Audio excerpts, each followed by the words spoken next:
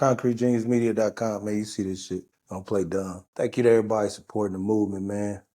It's me, Sauce Mackenzie. Follow me on all socials at Concrete Genius Pod. It's me, I am him. I hope everybody blessed and safe.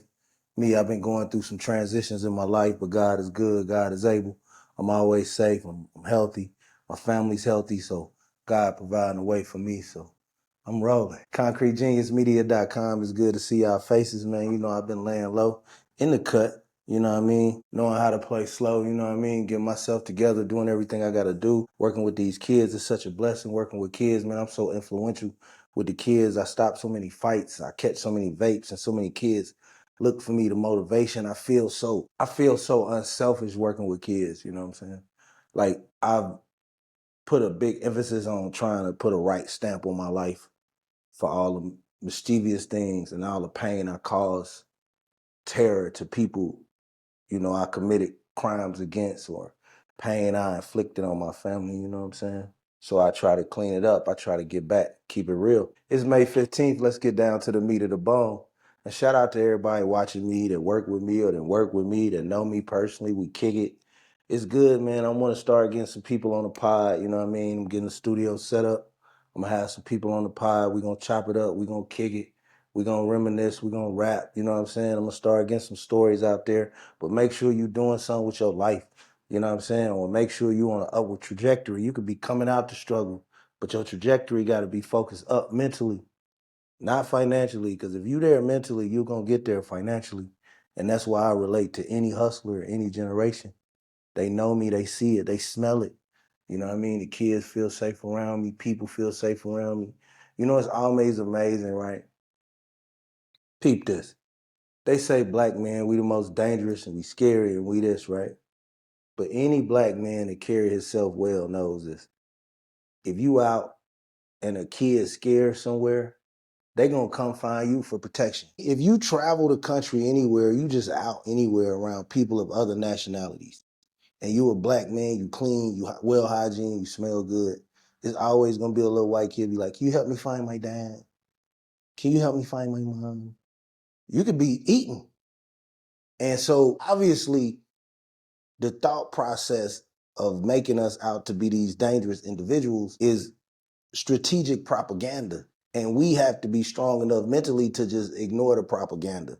To me, if you reply to the propaganda directly, now you can, you know what I'm saying, say what you got to say, but like, the one thing we'll always have unique as black people is that our lane is our lane. We create everything. So even the people that disrespect us, a portion of their life, they act like us. So why would I acknowledge that? Why would I acknowledge somebody that gotta wait to see how the fuck I pop some shit off? Like the slang that the young black kids are saying today, the dudes that ain't us will be saying it in a year or two. You know, anything, thought, you know, nigga, the speech pattern, anything. So we have to be proud enough and self-sufficient enough as a people to not get aggravated by people who are not one amongst us. But we do got to get our shit together. You know, it's too many of us out. And I know how it is to be mid-30s. You got kids. You still want to live. You may be finally getting your business straight. You know what I'm saying? Got that nursing degree or something. You traveling, you get some bread. The business popping off. You want to live. But man, we got to watch over these shorties. You know what I'm saying? These shorties out here wild and they got pockets full of money, 13, 14. They wearing designer clothes. You know what I'm saying? Like, and I ain't saying I ain't cut from that cloth. But what I'm saying is it just wasn't as many of me's as it is now. Like now, and when I was coming up, it was a different gap. So a nigga was either a normal nigga or a nigga was getting it. Now you had some in between niggas that could buy like a starter jacket or something, you know what I'm saying? But either a nigga was a regular student or he was a nigga like me with a Buick or a Regal or something, you know what I'm saying? Pulling up in that bitch sound, going to school, you know what I mean? Car full of motherfuckers and shit, just a nigga, you know what I'm saying? Like I always tell niggas like, you can make some mistakes in life, but your footprint is your footprint, bro. You stamp wherever you go, whatever you do, your legacy, a motherfucker, how a motherfucker remember you. So like sometimes people often confuse how I can get on this podcast and I can talk about such a vivid array of things And I could talk about like education, prison, basketball, life, being cool, hanging out in the streets of Gary, Nap, Atlanta, Vegas. Like I got all those ties and connections, you know. That's the blessing. So your footprint is your footprint. Niggas remember how fly you was and how fly you are. So you just gotta keep continuing trying to be the best you and spend that downtime with family. Don't spend that downtime sitting at a bar. Don't spend that downtime. If you got multiple kids, try to spread yourself out, man. Don't spend that downtime as much with the new chick. This is good game. Y'all getting. And let's get to the good shit. And get a copy of my book, The Game Changer, 8 Tips for Manifying Peace. And I got a new book coming out this summer. It's gonna be real dope. It's gonna shake the Black community. It's gonna really turn some heads. Probably take me to that. Zoom. We out of here. Follow me on all socials at Concrete Genius Pod. It's me. I'm him. So yeah, Diddy. The longer video came out. He's already on trial, right? And so to me, I don't never respect no nigga that put his hands on a woman. If you beat a woman, you a hoe ass nigga. I like to see you in a joint, bro.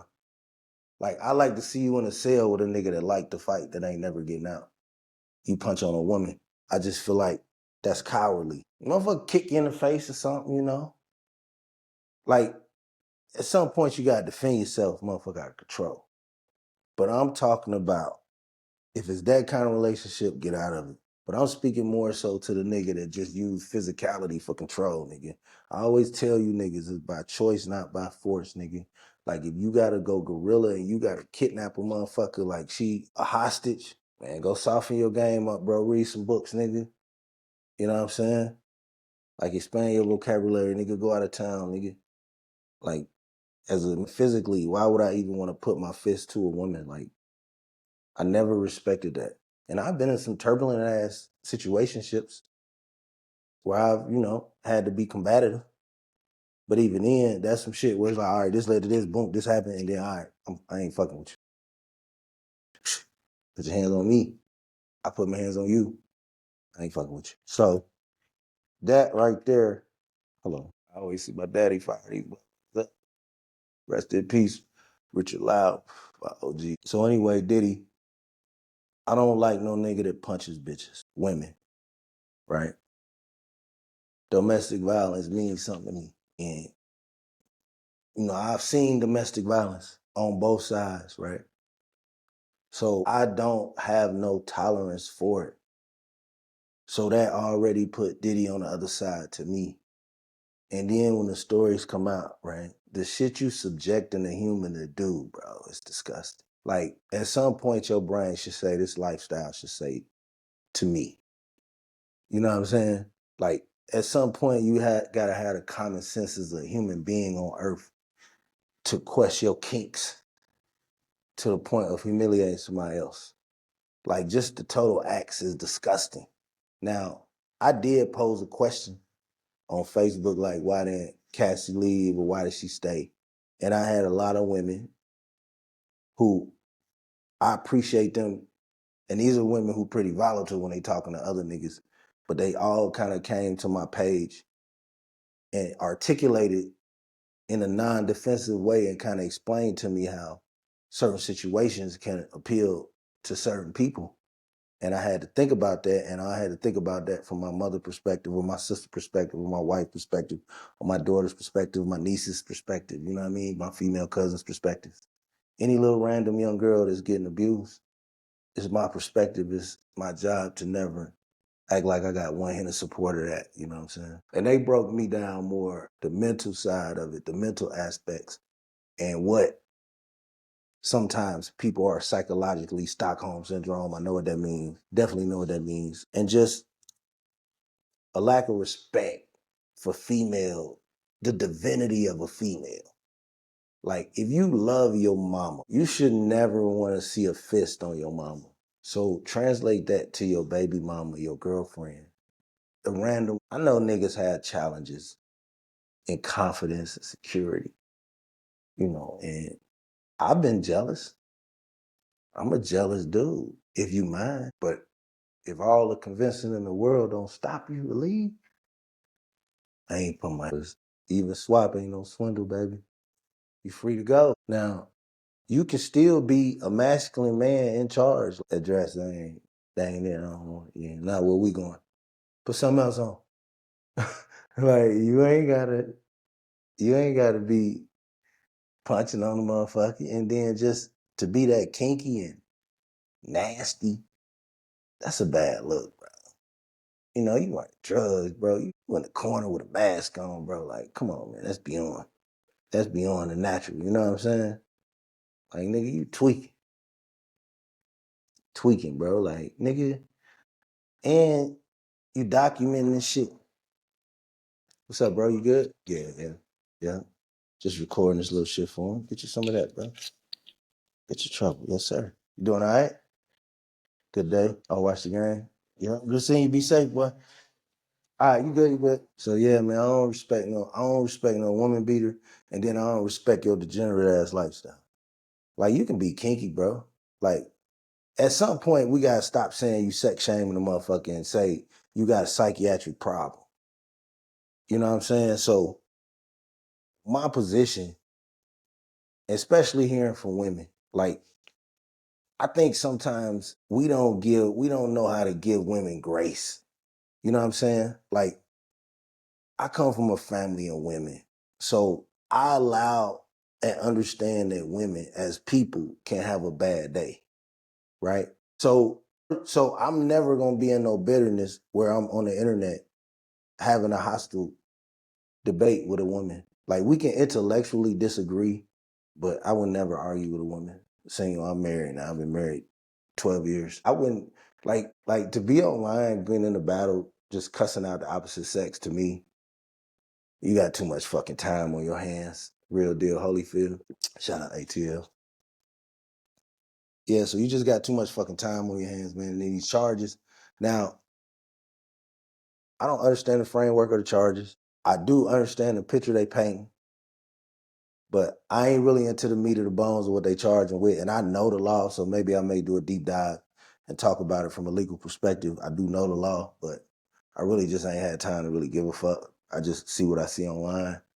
You know, a lot of people clowning the Breakfast Club, you know, they get their shit off, they tell their opinions. I mean, I see, I feel like the Breakfast Club popping right now because they're getting a lot of hate. Like, when you see a motherfucker getting a lot of hate, random hate that ain't been getting hated, and I follow a lot of people on X, so a lot of people who kind of, the whole rhythm of X, I'm in a good ass algorithms. I see a lot of motherfuckers, you know, 17, 19,000 followers, they popular, they should be popping. So, you know, and we follow each other. So when you get in that algorithm, you start seeing motherfuckers like, oh man, they don't know the fuck they think. Like when you start seeing that, then they shit cracking. You know what I'm saying? They got good chemistry, they rolling, motherfuckers watching. But yeah, Diddy, you know, and then you got your kids in there listening to that shit. I don't never want a motherfucker to have to say some shit so devout that my kids can't hear it. You know what I'm saying? Like, even if it's something that's embarrassing or I'm not proud of, I still can be like, yo, this was me. Y'all know that was me. This happened, boom. But it ain't never gonna be nothing. Even if you describe, like, ain't nothing like that's so, like, and then you got kids sitting there hearing that shit. So, and to the men, like, I respect y'all point. Like, I'm still a man. But I just think as a man, we can't tell. Every woman got an individual story, just like men, we got individual. You know what I'm saying? So if a woman made a statement like, with the way niggas going to jail, you dumb, you had to sell dope. You can say, well, damn, I had to give my mama medicine. You know what I'm saying? Like that could affect everybody different. So when we talk about seeing women, first of all, showing the video multiple times of a woman getting abused, think about how many former abuse victims that trigger. See, we had to be fair to women, our women. Like, why are we as men so mean to our women in general? And women, why are y'all, some of y'all so mean to men? I'm not gonna just absolve y'all of the shit. Like, so as blacks, as humans, why are we so mean to each other? Fuck all that, man. Like, learn how to love somebody that look like you, that's minding their business just like you. Shit, you wanna go home, you wanna go home, bro. Whatever you mad about, bro, like, don't take that out on the random next black man, bro. That's somebody's son, somebody's dad. You know what I mean? And then Diddy, you just terrorizing motherfuckers, bullying motherfuckers.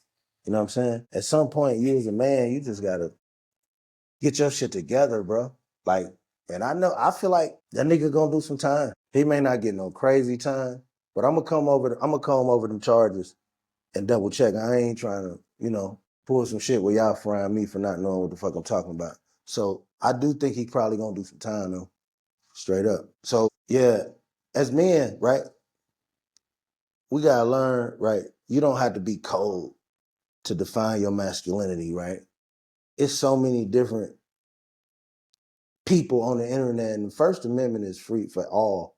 So no matter if I think you saying something goofy or insignificant, you got the right to say it. And some people that have the right to say dumb shit have picked up an audience of other dumbass motherfuckers. There's a lot of motherfuckers that was just out there roaming around. Like them niggas that be going to them gang bangs, when that white lady be like, I want to fuck 100 dudes or I want to fuck 1,000 men, the niggas that show up to that, they needed a podcast lane. So now they got a lane. They got a whole lane of motherfuckers just like them, Like, so a lot of they thought process is kind of being cruel or the insignificance of women. See, me, I see the beauty in women. If you want to get somewhere in the world, bro, become friends with a powerful woman, and have the sexual discipline to not advance the relationship. Even if it's an opportunity arises. And if you can do that, you can get real stable in your life. You know what I'm saying? So we as men gotta just do better. Think about how our choices affect people. And honestly, like I had to go off and do a bid to understand it. Like I took some L's. Happy Mother's Day. Mother's Day is always hard for me. You niggas know it. That's why I got the glasses on. Talking about Mother's Day. I used to see shit. I seen a lot of people in my neighborhood go at it. Neighbors fight. I seen my mom and my daddy go at it. You know what I'm saying? Like, I hate even having loud arguments or I'm raising my voice. That's how anti-conflict I am in a relationship. Like I really just don't like it. Like life's so fun. Like if you got to be always mad, screaming, I got to be screaming.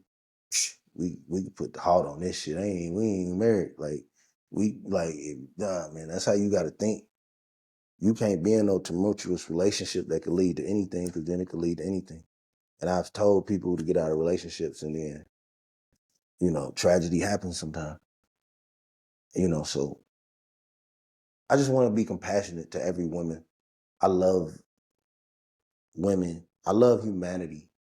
I love women's rights. Now, some of that shit goes too far when y'all be walking around topless spray paint y'all shit. I ain't with that nut shit.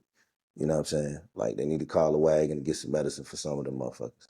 So I'm not talking about the crazy motherfuckers that just hate men, but I'm talking about women who have men in their life they've loved, sons, brothers, uncles. Like, there's no reason for conflict in our community. You know what I'm saying?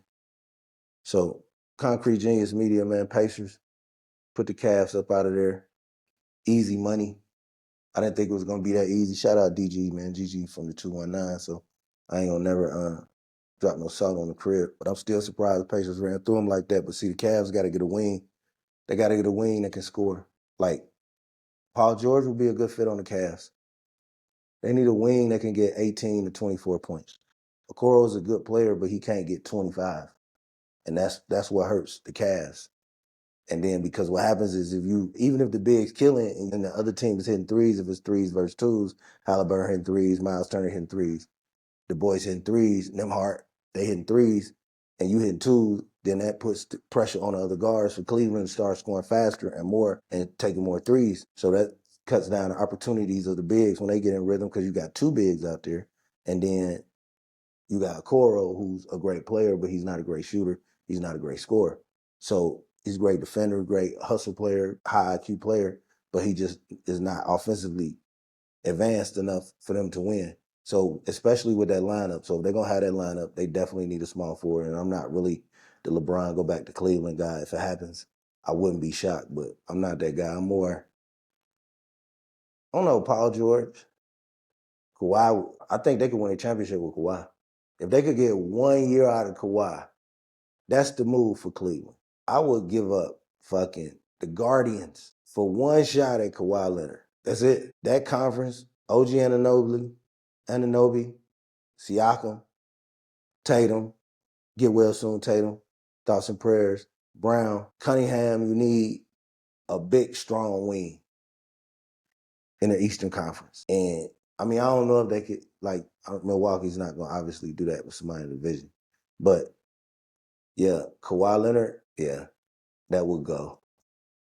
That would go. Because they need a small forward that can score. They need a wing that can dominate a game. And you ain't got to dominate because you got everything. If you put Mitchell with Kawhi, it's over. It's curtains. So yeah, you got Pacers. Knicks, don't get too comfortable yet. Finish the series. If the Celtics win game 6, they're going to win game 7. Even though it's hard to say that with Brunson, I don't see them losing 2 in a row. But that pressure on the Knicks, motherfucker twist an ankle or something, like it's tough. They better go ahead and get to work in Boston and get it done. So follow me on all socials, man. I got to get some food, take care of some business. ConcreteGeniusMedia.com. Black people, I love you. All people, I love you. If you're black, I'm definitely not your enemy. Black women, we love you. Men love you. We need to heal and we need to let go of the traumas we got and be nicer to each other in person and online. We need to change our frequency and become kinder kings and queens. If that's what we want to raise, if that's what we want them to see.